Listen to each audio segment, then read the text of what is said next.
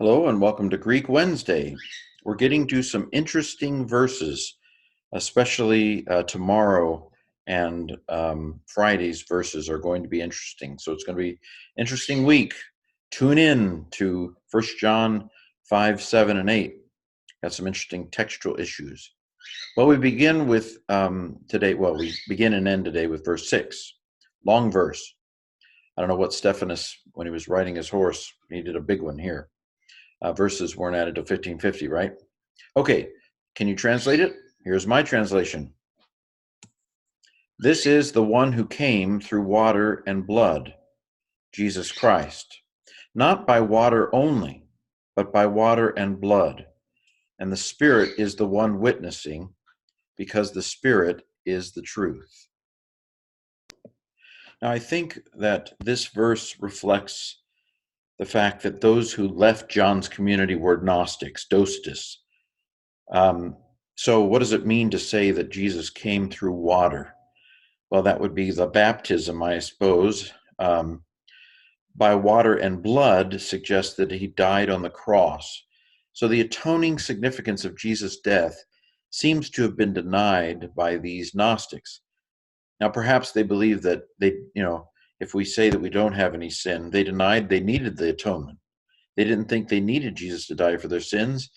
And the idea that Jesus would take on flesh was probably abhorrent to them because flesh would have made him evil. And so why would a spirit being want to become a fleshly being? So I think that's a background to the Gospel of John and 1 John. And so the important point here that John is making is that Jesus didn't just come at the baptism. He didn't simply, possess a human body at the baptism, or he didn't. It wasn't just then, but his blood, his atoning blood, was also important to the equation. So it was not by water only, but by water and blood, and the Holy Spirit, which they would say is good, because the Spirit is the one who witnesses to these things, and the Spirit is true. And so they may think that they're the spiritual people because they deny the body, but in fact, they're not in tune with the Spirit. Okay, breaking down the translation a little bit. This demonstrative pronoun, near demonstrative, this is, notice it's not autos, it's hutos. And the only reason there's an accent there is because Eston's a freeloader. Eston is a enclitic that says, I don't do accents. That's not in my contract.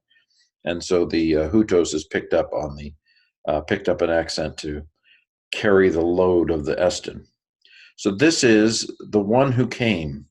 Now, this is a participle expression. We've seen lots of participles with the article in this latter part of 1 John. This is, again, a nominative masculine singular ending, as we'll see on the parsing slide, but elth is aorist. And so it's not the one who comes, but the one who came in this particular instance, through water and blood.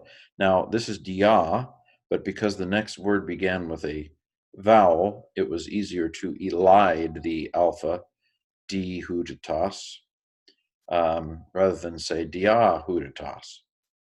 Hymetos, blood, these are both genitive. They are third declension words. So arkonantos, so it's the genitive singular for both of those. And they're both, this is neuter, it's a ma noun, which unlike my ma is neuter. This is hudor, hydro, anyway, it's all, both of them are third declension words. Jesus Christ, not by the water only, this is dative, arkonantos anti, that's the anti, it's dative.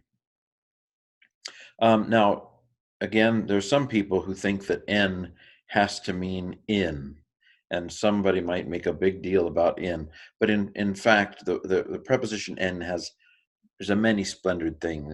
There are lots of possible translations of in, one of which is the dative of means. This is a dative of means here, dative of means, not by means of the water only, but by the water and by the blood, by means of the blood, another dative of means. And to finish this up, and the Spirit is the one witnessing, or the one who is witnessing. This is another participle expression, except it's neuter to match spirit. The word pneuma is a neuter word. Now, the Holy Spirit is masculine, as we learn in John 14 and such, but the grammar of the word is that it's neuter. That doesn't say anything about the personhood of the Spirit. It's just saying that this particular word in the long history of Greek had been a neuter word. It's a ma noun, which, unlike my ma, is neuter. And so this is neuter to go with it. Neuter article, the one witnessing. Because, causal clause, the Spirit is the truth. Okay, let's now dig into the details of the grammar. I've been giving you some of it. So I told you that own is a nominative masculine singular participle ending. Elth, however, is a second aorist. You should have that memorized at some point. Elth is the aorist stem of erchomai. This is irregular. It's a second aorist. They don't look at all alike. Don't try to figure it out. Words are irregular. Think of go and went in English. They don't look at all the same. We just at some point memorized them. And so did the Greeks. Erchomai was used in the present, and elth was the root that played itself out in the aorist. It is adjectival because it has the article, and there's no noun there. The one, the man who came, there's no man there. There's no one there. We have to come up with the substance ourselves, so it's substantive. Nothing really interesting grammatically here. I did want to parse this again. Now, from the article never lies, so I'm guessing it's neuter nominative singular, because esten is not an action verb, so it's not accusative. The neuter always looks the same in the nominative and accusative, and vocative for that matter, but this is nominative because we have the Spirit equals the one who witnesses. And so this is nominative. It's called a predicate nominative. It's a nominative that comes after the verb. And this happens when we have to be verbs. The Spirit is the one witnessing, so it's neuter nominative singular.